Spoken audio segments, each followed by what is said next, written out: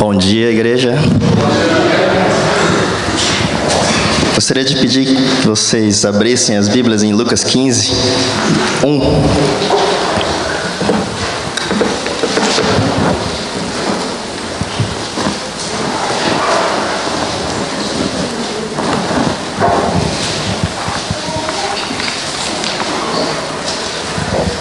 Lucas 15, 1 até o 7.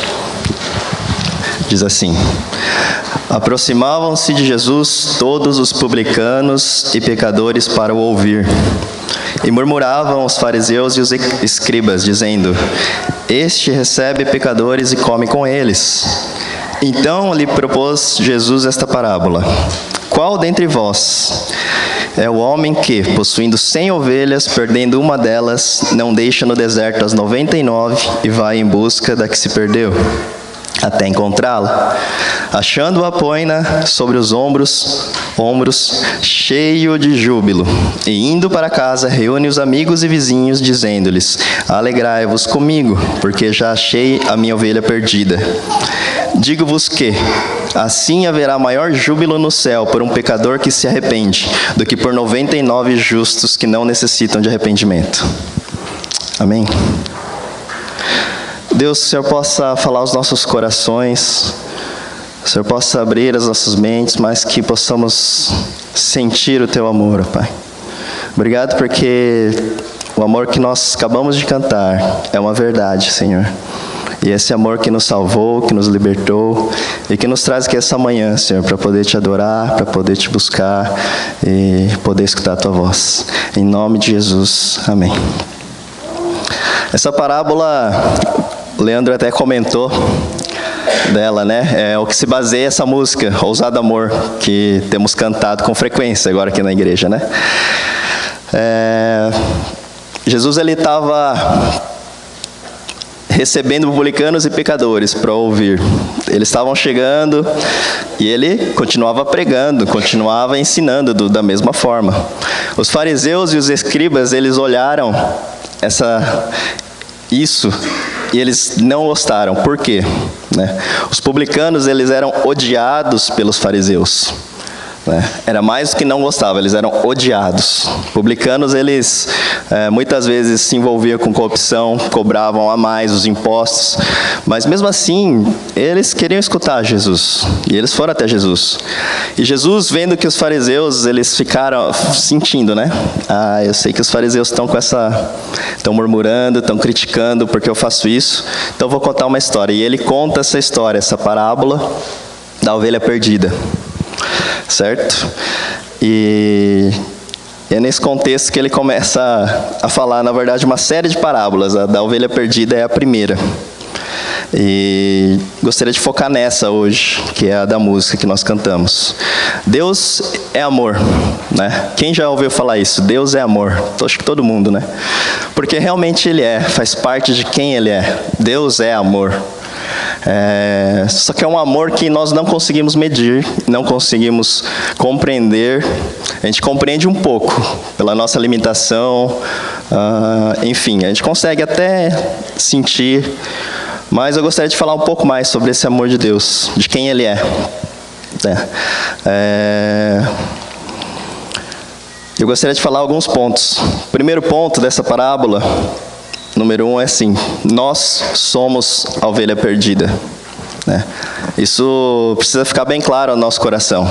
Nós somos a ovelha perdida. Se a gente fosse ver, colocar nome para cada personagem dessa história, a gente pode entender que nós somos a ovelha perdida.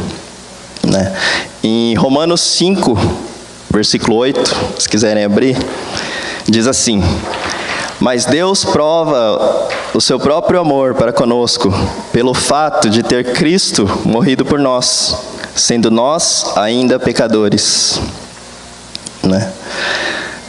Então, o que está dizendo? Jesus Cristo, Ele morreu por nós quando nós ainda éramos pecadores. Entende? Então, o fato é que nós somos pecadores e nós estávamos perdidos. Certo? Outro versículo que a gente pode ler, 1 João 4,10, diz assim: Nisto consiste o amor, não em que nós tenhamos amado a Deus, mas em que Ele nos amou e enviou o seu Filho como propiciação pelos nossos pecados. Ele nos amou primeiro. Deus nos amou primeiro. Não é porque a gente amou a Deus, então Ele mandou o seu Filho. Não. Nós não amávamos a Deus. E Ele mandou o seu Filho, morreu por nós, pelos nossos pecados, mesmo antes da gente nascer. Mesmo antes da gente... a gente já estava nos planos de Deus antes disso. Então, o primeiro ponto é: nós somos a ovelha perdida. E Ele nos amou primeiro e nos comprou por um alto preço na cruz. Certo? Mesmo nós não merecendo. Segundo ponto: nós estávamos perdidos. Nós precisamos entender que nós estávamos perdidos. Eu nasci num lar cristão. Então, desde sempre eu estava na igreja. Sempre lá, desde bebezinho, igual o Simon. Vinha aqui, ficava enchendo todo mundo, chorando, dando trabalho, mas eu estava lá. Então, desde sempre eu fui aprendendo as histórias, aprendendo essas parábolas, aprendendo a historinha lá de Jonas, aprendendo sobre Noé, toda aquela coisa que a gente aprende na escola dominical. E eu cresci nesse ambiente, né? Só que quando eu comecei a me questionar, eu falei assim: mas eu faço tudo certo. Eu cresci aqui, nasci aqui, né? Eu acho que eu faço tudo certo, por que eu preciso fazer algo diferente na minha vida, né? Eu sempre fui da igreja, nunca fiz nada errado, nunca roubei, né? Nunca maltratei os outros.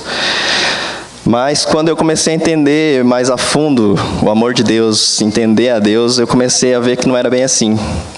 Tantas falhas que eu tenho, tantas falhas que eu tinha, né, que eu tenho ainda, que precisam ser tratadas, né? E eu comecei a entender o quanto eu estava perdido. E estar perdido não é estar perdido geograficamente, né? Na história ela até usa que a ovelha se perde, né? Lá no deserto, se perde, enfim, no pasto, qualquer outro lugar, ela se perde. Mas nós temos que entender que esse se perder é uma questão espiritual, não é uma questão geográfica, né?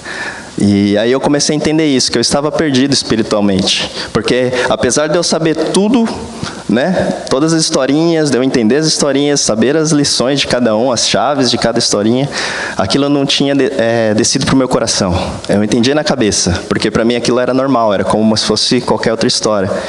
Mas quando eu comecei a entender que eu estava perdido espiritualmente, que realmente eu precisava de Deus, eu entendi que eu era a ovelha perdida, eu entendi que eu estava perdido e que espiritualmente eu dependia de Deus. Eu não estava salvo. E foi aí que eu resolvi entregar a vida para Jesus.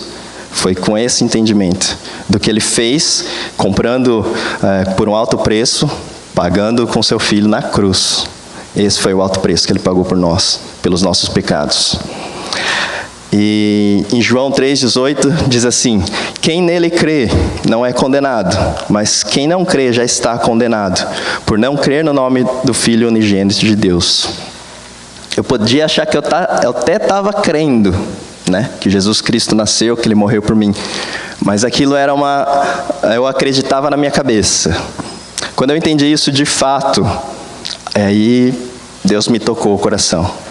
Porque eu entendi que Jesus Cristo morreu por mim. E eu falei: que amor é esse? Um amor tão grande, incondicional, mesmo eu sendo tão falho, tão pecador, né? E aí as coisas começaram a aparecer, mas eu desobedeci a meus pais, né? Eu queria ser o melhor da turma, eu queria ser todo orgulhoso, né? Todo se achando bom. Então foi trazendo à tona, né? Mesmo quando eu era pré-adolescente, naquela época. E eu fui vendo quão eu precisava de Deus, quanto eu precisava de Deus. E aí começou a busca, né, e comecei a caminhada com Deus de fato. E a gente não pode esquecer que se a gente não acredita em Jesus Cristo e não aceita Ele como Senhor e Salvador e não entrega a vida para Ele e não anda com Ele, nós já estamos condenados, né? Às vezes a gente acha que não, eu achava que não. Mas aí, quando eu entendi, eu falei: eu já estou condenado e eu preciso de Jesus Cristo. E o terceiro ponto, Jesus é o nosso bom pastor, né? Então, na parábola, Jesus é o pastor que vai atrás da ovelha, Ele é o nosso bom pastor que vem atrás de nós, pecadores, falhos. Ele é o nosso bom pastor. Tá? Ele é o pastor que deixa as 99 e vai atrás da uma perdida. Esse é Jesus. Esse é o nosso Deus. Tá? E na música ele fala, né? Derruba muralhas, escala montanhas para nos encontrar. Né? O amor infinito de Deus. E eu comecei a pensar nisso e eu comecei a entender. Quando Jesus veio, deixou de ser, saiu da tua glória, deixou de ser Deus, veio como homem, não deixou de ser Deus, né? Mas veio como homem e sofreu todas as dores que um homem comum sofre, até a morte de cruz. A gente consegue entender um pouquinho desse amor, né? E entender um pouquinho do que a música está falando, né? Por que que ele não mede esforços? Porque ele fez isso. Ele não precisava ter feito isso. Ele não precisava ter se tornado homem, não precisava ser morto numa cruz pelo seu próprio povo, não precisava. Mas ele fez isso, sabe? Então não há limites para Deus, para ele ir atrás de um pecador, para ele ir atrás do seu filho, para ele ir atrás da ovelha perdida. Não tem limites para o amor de Deus. O amor de Deus, ele é tão grande que nós não conseguimos compreender e nós não conseguimos entender o fato dele ser Deus e ter, mesmo assim, quando Jesus clamou a ele, se for possível, livra de mim esse fardo. E mesmo assim, Deus não respondeu. E Jesus falou, então que assim seja feita a tua vontade. Sabe? A gente para pensar, fala, como isso? Ele não precisava. Deus não precisava fazer isso com o seu próprio filho. E hoje com Simon, enfim, depois dos gêmeos também, eu fico pensando, eu compreendo um pouquinho só do amor de Deus. Porque eu não daria meu filho para morrer na cruz? Já pensou o seu próprio filho clamando para você, falou, se for possível, suando sangue, tanto era a tremenda angústia que ele sentia, falando, se for possível, livra-se de mim esse cálice, Deus, meu Pai, por favor. Aí você não fala nada. E ele fala, não, então que seja feita a tua vontade. É um negócio que na minha cabeça ainda precisa ser digerido, processado. E eu tenho tentado fazer isso, né? Ele não mede esforços para nos achar, né? Ele se fez carne, se entregou por nós. Deixou seu trono de glória e veio sofrer como homem e se sacrificou por nós.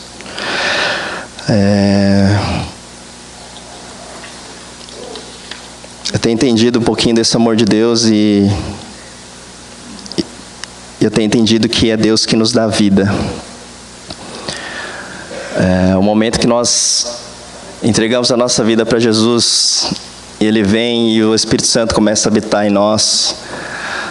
Ele nos sopra a vida dele em nós. E nós precisamos andar conforme a vontade dele, conforme ele pede, sabe? E diante desse amor tão grande, eu tenho pensado se a minha resposta para Deus, se a nossa resposta como igreja para Deus, tem sido uma resposta que ele merece.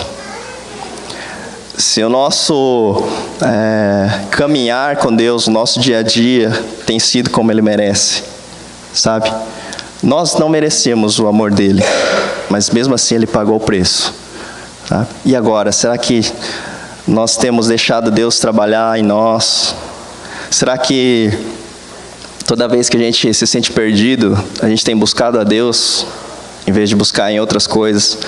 Será que a gente tem andado pelas nossas próprias forças ou andado pelo que o Deus quer, né? Esses dias eu falei do meu testemunho lá no CIES, convite do Alcineu, e aí eu também fiquei pensando mais ainda nisso. Falei, poxa vida, eu acho que ainda não...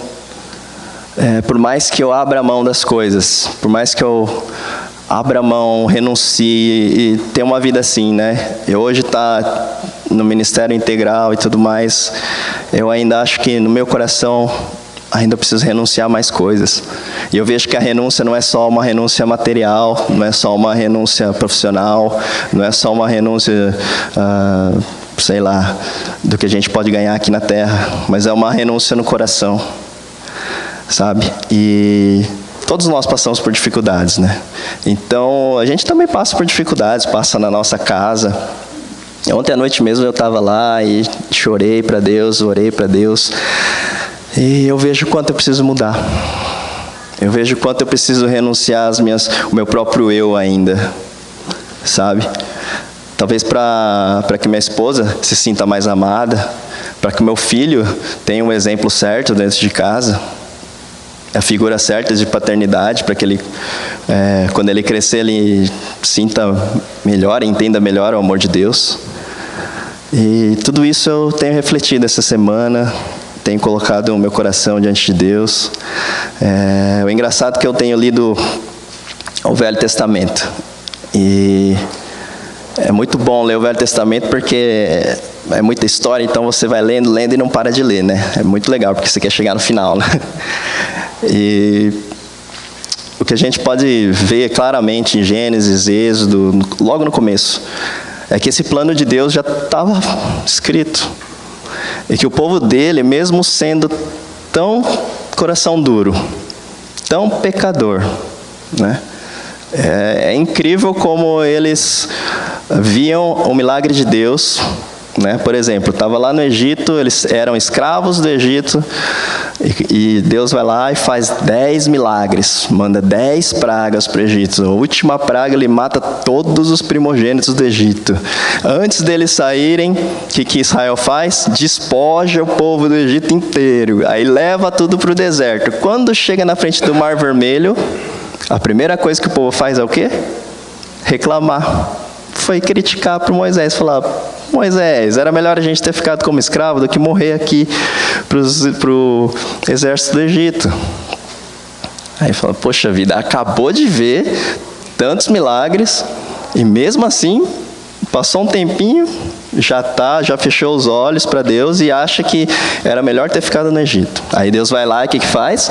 Abre o Mar Vermelho. Eles passam, acaba com o exército inteiro do Egito. Fala: agora sim, né? Aí tá lá no deserto, dali um tempinho, acaba a comida, acaba o mantimento, o que eles fazem? Era melhor a gente ter ficado no Egito, porque lá pelo menos tinha comida em abundância, aqui a gente vai morrer de fome. Aí Deus vai lá, manda maná, Deus vai lá, manda lá as cordonizes, para eles comerem, e supre eles durante todo o caminho. Mas aí o que acontece? De novo, começa a reclamar de novo. Então você vê que lá, desde o começo, assim, o povo de Deus é assim. E às vezes, né? Às vezes não, eu tenho certeza disso, né?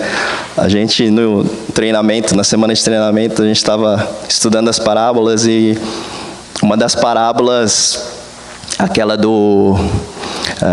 que o rei, ele faz uma festa, né? E convida o pessoal, o povo mais nobre para ir na festa, e ninguém quer, e todo mundo tem uma desculpa, e ninguém vai. Depois ele vai e manda os servos chamarem qualquer um que estivesse na rua e tal, enfim. Essa parábola, né? A questão dessa parábola é que o primeiro pessoal que não vai são os judeus, representados pelos judeus, povo de Deus. E aí a grande questão é: será que hoje nós não estamos sendo o povo judeu? Será que hoje não somos nós que estamos falando não para as coisas, ou estamos excluindo as pessoas, né? E eu falei: realmente faz sentido, acho que somos nós mesmo. E então dessa forma a gente consegue entender que nós muitas vezes somos igual o povo do começo.